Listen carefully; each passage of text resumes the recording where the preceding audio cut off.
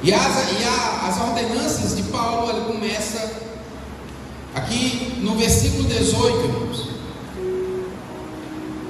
quando ele fala a Timóteo dizendo: este é o dever que em ti encarrego, ó filho Timóteo, segundo as profecias de que antecipadamente fostes objeto, combate firmado nelas o bom combate. Primeiramente, o apóstolo Paulo se dirige a Timóteo como filho, por ele ser um jovem. Primeiro porque ele era jovem e tinha verdadeiramente idade de ser filho dele, mas também porque ele foi um dos que ele gerou como filho espiritual.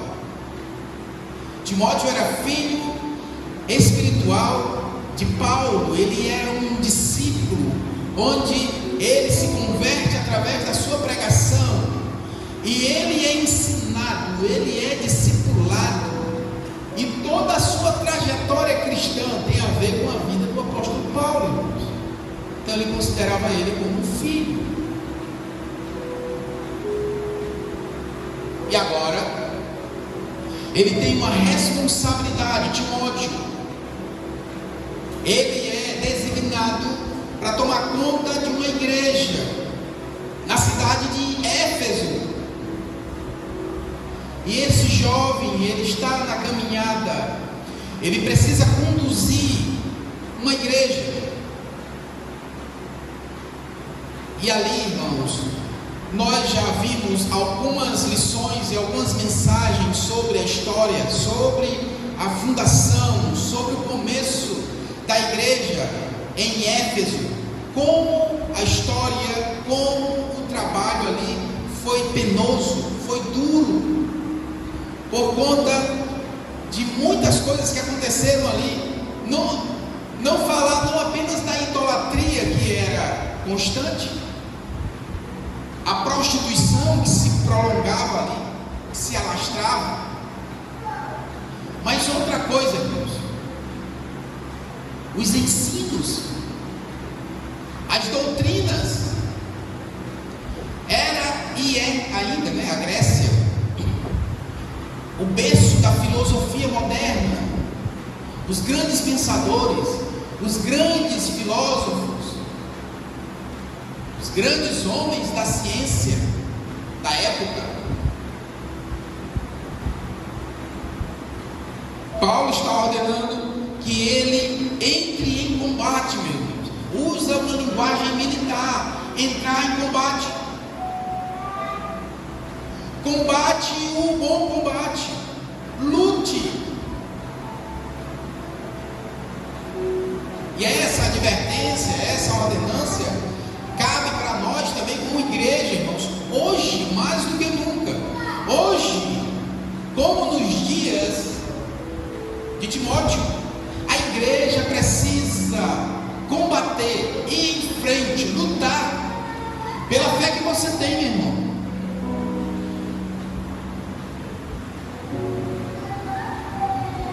Nos agarrar com toda a força com a palavra de Deus. Como eu sempre tenho falado, sobre essa pandemia, nós estamos há quase 2 anos e a cultura do fique em casa pegou.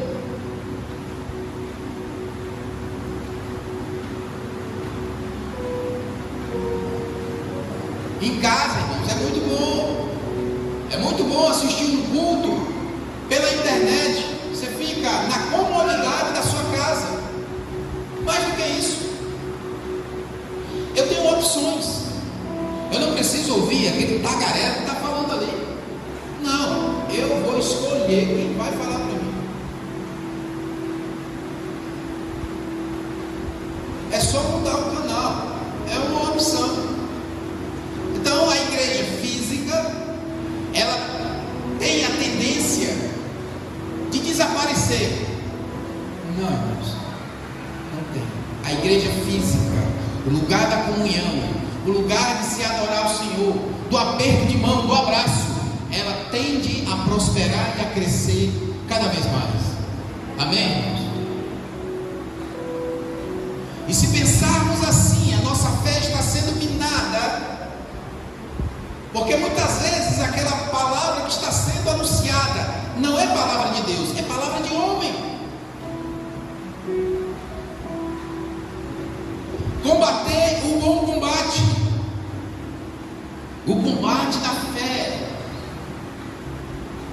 de permanecer firme, firmado.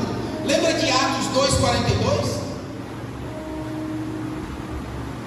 Perseveravam na doutrina dos apóstolos.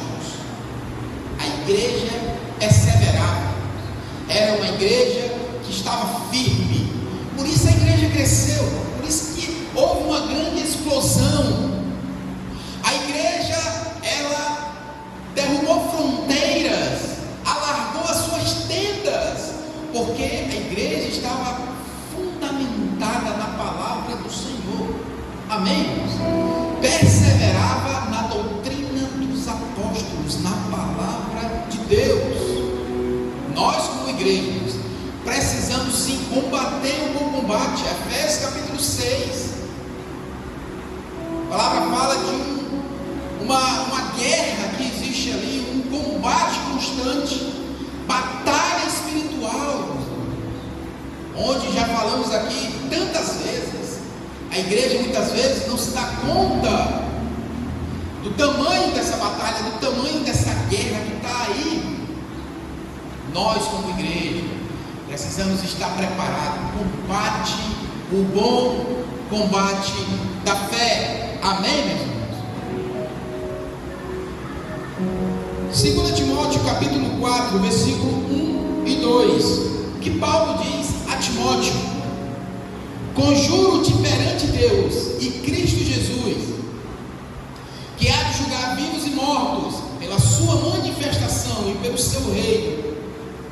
Prega a palavra, insta, quer seja oportuno, quer não, corrige, repreende, exorta com toda a humildade e doutrina. Amém, irmãos?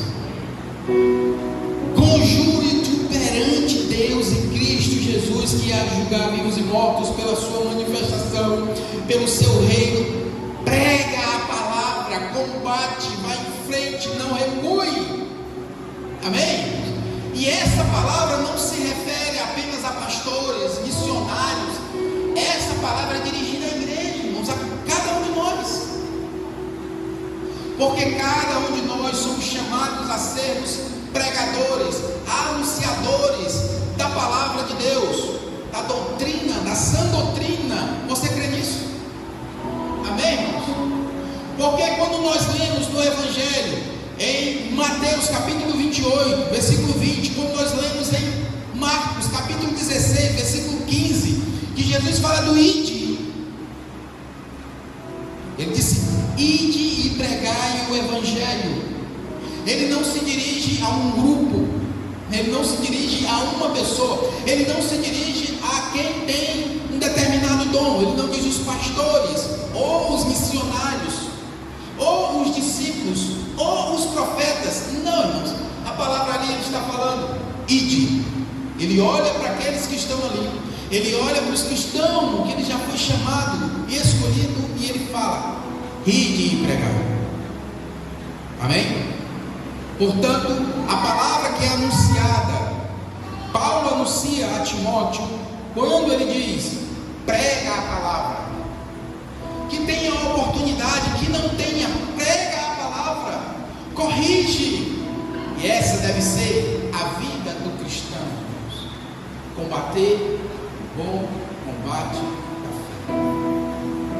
Ou nós combatemos, ou somos combatidos. Nós somos afrontados, irmãos. Para isso, precisamos estar preparados. Amém? 1 Timóteo capítulo 4, versículo 11 ao 14, irmãos. Olha o que a palavra diz: ordena e ensina estas coisas. Ninguém despreze a tua mocidade, pelo contrário, torna-te padrão. Essa palavra, irmãos, eu acho excelente. Torna-te um exemplo. Timóteo, você vai ser o exemplo desse povo. Você tem que ser o padrão, nível mais elevado. Torna-te padrão dos fiéis na palavra, no procedimento, no amor, na fé e na pureza. Até a minha chegada, aplica-te à leitura, à exortação e ao ensino. Mais uma vez, essa palavra não é dirigida apenas a pastores e missionários. Certa vez, uma pessoa chegou e disse: eu não leio a Bíblia todo dia, eu não faço devocionais, porque eu acredito que isso é para os pastores e missionários. Eles precisam ler todo dia, porque eles precisam pregar. Irmão, isso é engano do Satanás. Eu quero que a igreja saiba mais do que eu. Eu quero que a igreja leia a Bíblia mais do que eu. Pastor, você já leu a Bíblia quantas vezes? 10, eu já leio 11. Amém. Amém? Irmão, eu vou ver isso aqui, em nome de Jesus. O Senhor sabe quantos versículos? Eu sei tantos, eu sei mais do que o Senhor. Amém, glória a Deus. Torna-te padrão. Não te faças negligente para com o dom que há em ti, o qual te foi concedido mediante profecias, com a imposição das mãos dos presbíteros. Ordenanças, meus irmãos. Não podemos ser negligentes com a obra de Deus. Não podemos ser negligentes. Essa negligência nos custa caro, irmãos. Nosso tema é naufragar da fé. Se somos negligentes em um momento e outro, irmãos, a nossa fé, ela será afetada. Talvez você não sinta agora, mas em algum momento nossa fé será afetada se não seguirmos a palavra do Senhor. Amém, irmãos? Outra ordenância em relação à fé, que a palavra fala, que o apóstolo Paulo faz a Timóteo, está aí no versículo 19, irmãos. Olha o que ele diz: mantendo fé e boa consciência. Amém? Mantendo a fé e a boa consciência. Veja que no versículo 18 ele vai ordenar que ele entre em combate. Combata, vá em frente, não desista, não recue, fique sempre firme. Que no versículo 19 ele diz: mantenha a fé. Mantenha. Não deixe cair. Mantenha o equilíbrio da fé. Não baixe o nível. Mantenha. Alguém já falou, e com muita propriedade, algo muito certo, que diz: o problema não é chegar no topo, não é? O problema, irmãos, é permanecer lá. É ficar no topo. Hoje você está lá em cima.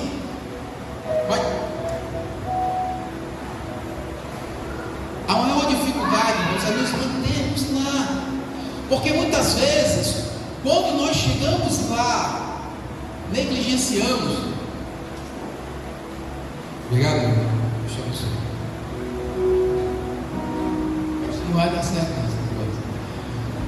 Quando nós chegamos lá, nós temos a tendência de dar uma relaxada.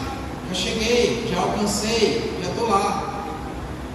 Paulo diz: permaneça, se mantenha firme, mantenha o tanque cheio, não perca o equilíbrio. Olha, meus irmãos, o que tem de cristãos com a fé desequilibrada, seguindo todo o vento de doutrina, tudo que aparece. E eu estava falando logo no início sobre o o que está passando, o que está sendo oferecido na mídia aí, irmãos, e é tão bom, e são palavras tão suaves, mas quando fala é uma coisa tão boa. Não se deixe enganar. A palavra, ela não só conforta. Não, eu gosto daquela palavra que conforta o meu coração. Amém, glória a Deus. Mas a palavra não só conforta, ela confronta.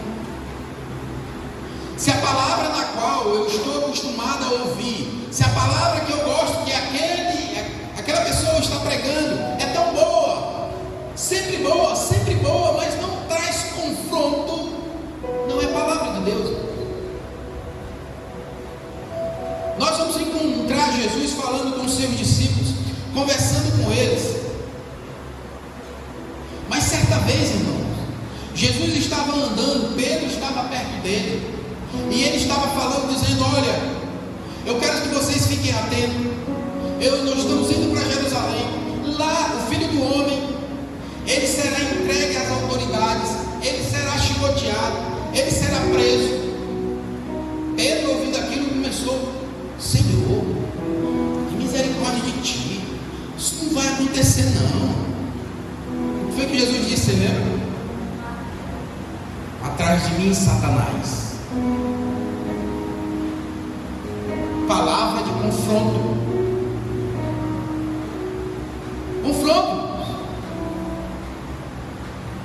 Precisava ser confrontado, porque Jesus estava falando sempre palavras suaves, palavras boas, sermão do monte, mas precisava ser confrontado. Se o ensino não nos confronta, esse ensino, ele não é ensino da palavra de Deus. 1 Timóteo, capítulo 1. Aí, meus irmãos, onde nós estamos aí? 1 Timóteo, capítulo 1. Olha o que a palavra diz aí. 1 Timóteo, capítulo 1, versículo 3 ao 7. Tem? 1 Timóteo 1, 3 ao 7. Só um instante, vai dar certo.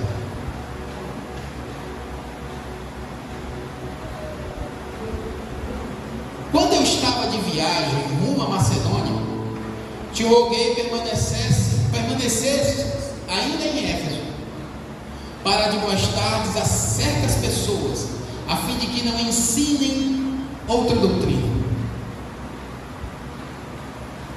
nem se ocupe com fábulas e genealogias sem fim, que antes promovem discussão do que o serviço de Deus na fé. Irmãos, vocês têm acompanhado muitas vezes debate. Coloque no canal tal que hoje é um pastor e um bispo, hoje é um pastor e não sei quem, hoje são dois pastores, hoje, meu irmão, a palavra está dizendo, isso são genealogias, são discussões que não promovem nada, vai deixar a sua cabeça cheia de dúvidas, de que é estonamento. Leia a palavra, meus irmãos. Se você tem dúvidas sobre algum assunto, estude sobre ele. Eu não sei nada sobre calvinismo. Eu vou estudar essa semana toda sobre calvinismo. Quem foi Calvino? O que ele prega? O que ele defende? Eu não sei nada sobre os armenianos. O que eles falam? O que eles pregam? O que eles defendem? Eu vou estudar tudo sobre ele. Mas não entre em discussões sem fim, genealogias, coisas que não levam a nada, meus irmãos. Paulo está dizendo a Timóteo: não entre nessa, é uma barca furada, não entre nessa, evita, não se ocupe com essas coisas. E a igreja muitas vezes, irmãos, está naufragando na fé, perdendo muitas vezes tempo com coisas que não edificam as nossas vidas. Nós precisamos investir o nosso tempo naquilo que verdadeiramente eleva a nossa fé no Senhor. Amém? Olha o que ele diz ainda. Ora, o intuito da presente admoestação visa ao amor, que procede de coração puro e de consciência boa e de fé sem hipocrisia. Desviando-se algumas pessoas destas coisas, perderam-se em loquacidade frívola. Vocês sabem o que é isso? Essa palavrinha aí, loquacidade frívola, são aquelas pessoas que são bem eloquentes, palestrantes, pessoas que gostam de falar, falam bonito. Mas a palavra está dizendo que mesmo esses palestrantes que falam bonito, que são oradores, que têm uma boa palavra, ele diz que essas palavras, elas não valem nada, são palavras inúteis, se elas não tiverem alicerçadas na doutrina da palavra de Deus. Amém?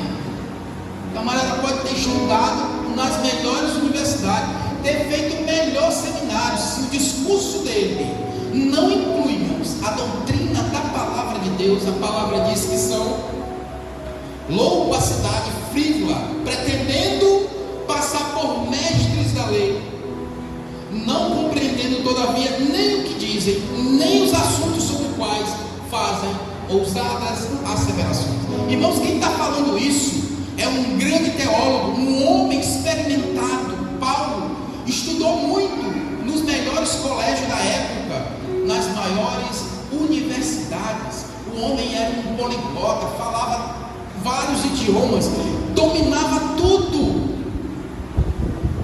Ele sabia do que estava falando, e ele sabia o que estava dizendo. O homem era um fariseu, aquele que defendia a lei, aquele que defendia mais a cultura e os costumes do que a palavra de Deus. Ele disse: eu já passei por esse caminho, esse trem eu já desci dele, eu não estou mais nesse barco.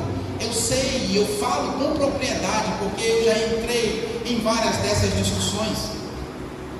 E se a gente olhar, irmãos, lá em Atos, no capítulo 6 de Atos, quando Estevão está sendo apedrejado, nós vamos encontrar uma figura ali interessante. Quem é? Paulo. No discurso de Estevão, Paulo está observando, Paulo está olhando, Paulo está analisando a discussão que havia antes de Estevão pregar. Paulo estava presente, era um dos que discursavam e era um dos que não concordavam com a palavra de Estevão. E se você olhar lá no capítulo 6 e 7 de Atos, vai dizer que Paulo consentia na sua morte.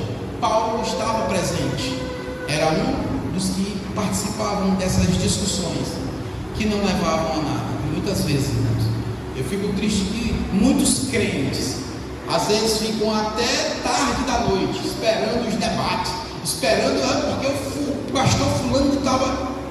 Meu irmão, não pega tempo com isso não. Qual é o assunto? É o assunto tal. Vai estudar sobre ele, vai pesquisar mais, e pesquise voltado para a palavra de Deus. Amém, irmãos?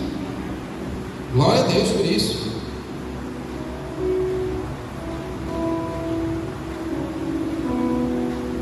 Timóteo capítulo 4, versículo 1 e 2. Olha o que a palavra diz.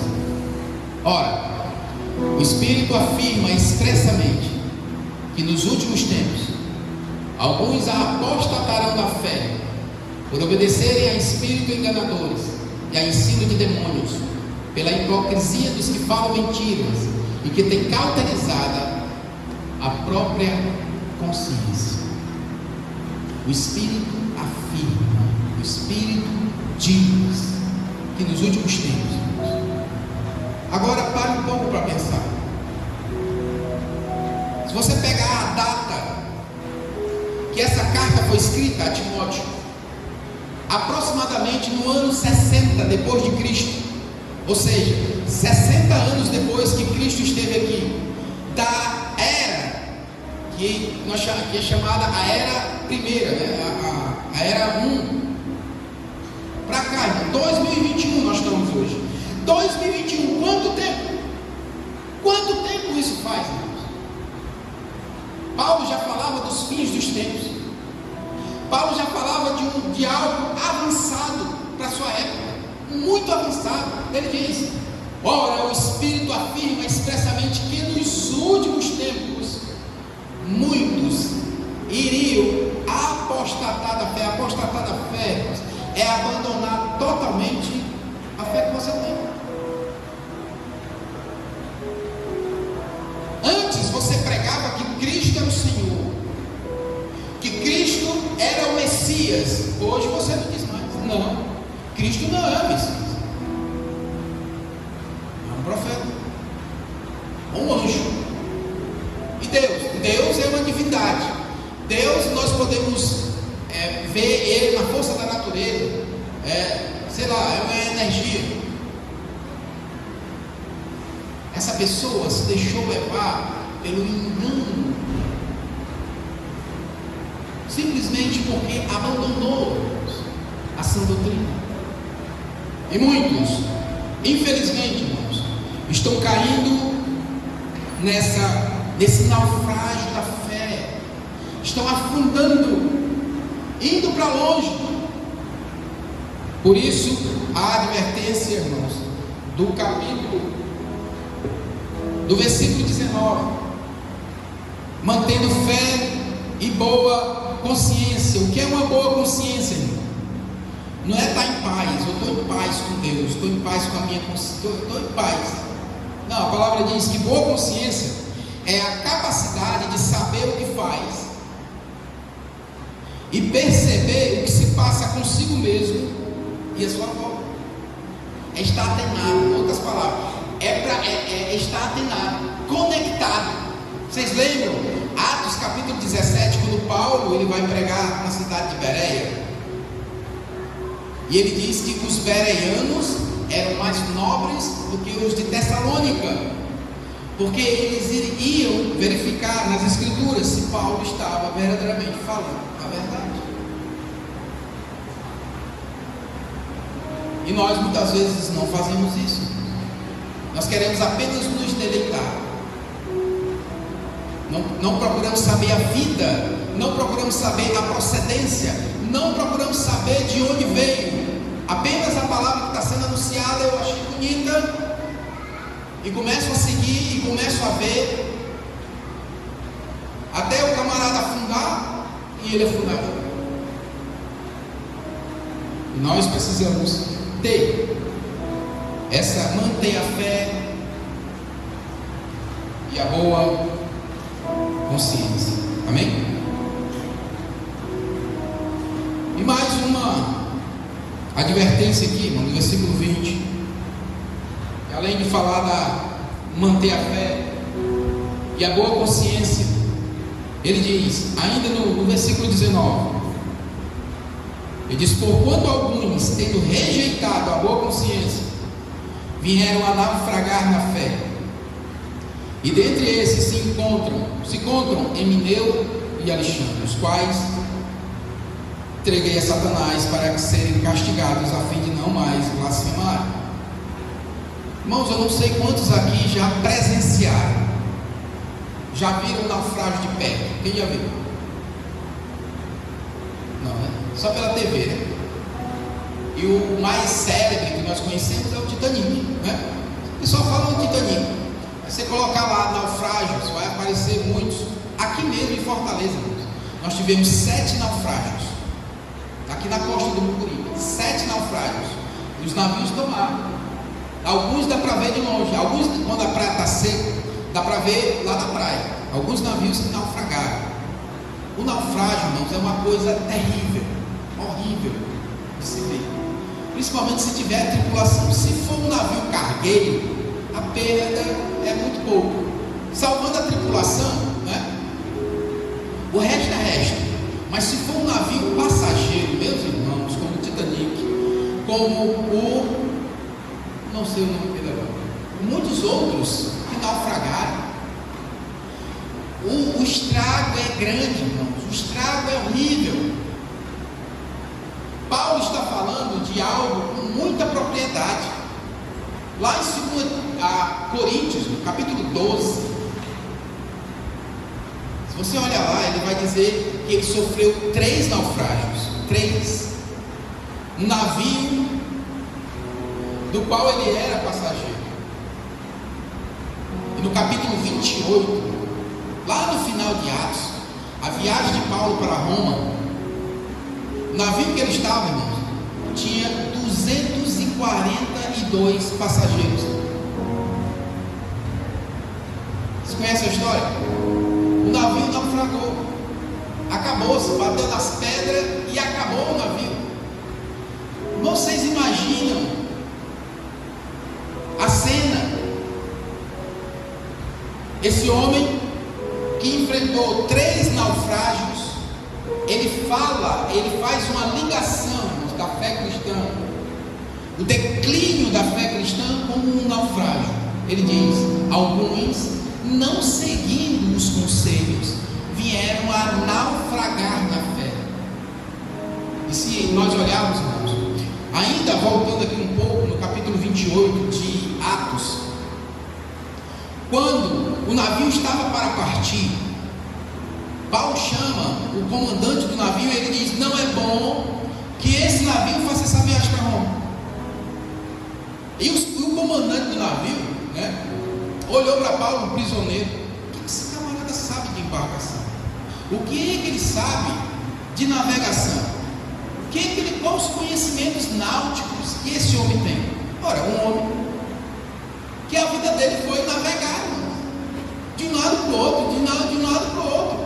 Ele sabia que aquela época, aquele momento, não seria um tempo apropriado para essa viagem para Roma. O tempo estava previsto uma tempestade, mas eles não deram ouvido a Paulo. Está escrito lá, irmãos. Outra coisa, as condições do navio. Um navio que nunca passou por uma manutenção. É igual essas top que tinha antigamente, né? Que agora parece que o negócio está mais arrumado, né? Mas antigamente, irmãos, quando as Topic apareceram, o que tinha de Topic que quebrava no meio do caminho, que dava problema, e não sei o que, agora está mais organizado. Por quê? Porque não tinha manutenção. O camarada queria rodar, ganhar dinheiro, e vai, e muitos ônibus também. Agora não, a frota melhorou. Naquela época, irmãos, navio era coisa muito rara, e era para quem tinha dinheiro. Então os donos de navio não estavam preocupados se o navio estava bom ou não. Ele queria encher o navio, fazer a viagem e ganhar o dinheiro dele. O navio não tinha condições de fazer aquela viagem naquele momento. Havia infiltrações, a manutenção não estava em dias. O que nós tiramos? Qual a lição que aprendemos com isso? A viagem da nossa fé, irmãos, com Cristo. Antes, nós precisamos olhar, nós precisamos manter a manutenção da nossa fé. Se há alguma infiltração, se tem alguma coisa que está me incomodando, se existe algo que não está bem na minha vida, então eu tenho que parar a viagem, eu tenho que fazer uma manutenção, eu tenho que levar esse barco para o estaleiro, trabalhar na minha vida, trabalhar na minha fé. Paulo vai mais longe. Nesse conselho a Timóteo, verifique aí, irmãos, no versículo 20, ele diz: nesse caso, eu tenho 2 exemplos, Emineu e Alexandre. Paulo, ele não só fala de algo que está na teoria, que pode, ele diz que pode naufragar, mas ele dá na prática 2 exemplos, não que alguém contou a ele, mas que ele vivenciou, pessoas que ele acompanhou, pessoas que eram do seu convívio, pessoas que estavam ao seu redor, pessoas que ele ajudou a dar os primeiros passos na fé, pessoas que ele instruiu como estava instruindo Timóteo, e por não seguirem essas instruções, ele diz: vieram a naufragar. Irmãos, alguém que foi discipulado pelo apóstolo Paulo, alguém que foi ensinado por ele, teve essa experiência, passou por isso. Imagine eu e você. Vou mais longe. Vamos pegar o exemplo de Jesus, irmãos. Nós temos Judas. andou com o mestre, aprendeu com o mestre, foi ensinado pelo mestre e veio a naufragar na fé, porque não seguiu os caminhos, não seguiu a doutrina. E não podemos, irmãos, fugir desses conselhos, não podemos fugir da palavra. A nossa fé, ela pode naufragar. Precisamos estar firmes com o Senhor. Amém, irmãos? 1 Timóteo capítulo 4, a partir do versículo 14. Olha o que a palavra diz. 1 Timóteo 4, 14. Não te faças negligente com o dom que há em ti, o qual te foi concedido mediante profecias, com a imposição das mãos do presbítero. Medita nestas coisas e nelas ser diligente, para que o teu progresso a todos seja manifesto. Veja, irmãos, que ele fala mais uma vez sobre a negligência. Não te faças negligente com o dom que há em ti. Medita nestas coisas e ser diligente. Medita na palavra de Deus.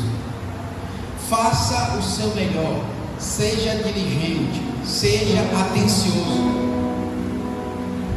Tem cuidado de ti mesmo. Irmãos, muitas vezes nós queremos cuidar dos outros. Muitas vezes nós queremos ensinar os outros, mas esquecemos da nossa vida espiritual. Paulo está advertindo a Timóteo para cuidar dele, cuidar da sua saúde espiritual. Não negligenciar a oração, não negligenciar a leitura da palavra. Diz: tem cuidado de ti mesmo e da doutrina. Continua nesses deveres, porque fazendo assim, salvarás tanto a ti mesmo como os teus ouvintes. Amém? Então a preocupação não está apenas em repassar conhecimento, irmãos.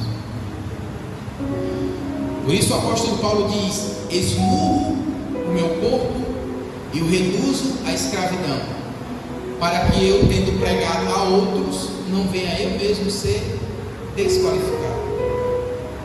Paulo está dizendo para Timóteo: não seja desqualificado naquilo que você prega, não seja desqualificado naquilo que você ensina, não seja negligente, cuide de você, tem cuidado de ti mesmo.